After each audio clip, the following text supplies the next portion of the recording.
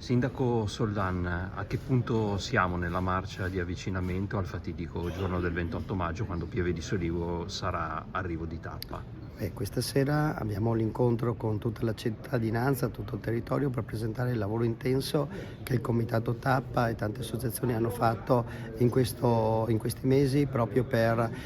stendere questo programma, un programma che vuole essere inclusivo, dove tutti i comuni devono in qualche maniera essere coinvolti, non solo dall'attraversamento ma anche attraverso dei concorsi che con Confcommercio, con le due realtà di Confcommercio di Conegliano, Treviso e Vittorio Veneto abbiamo messo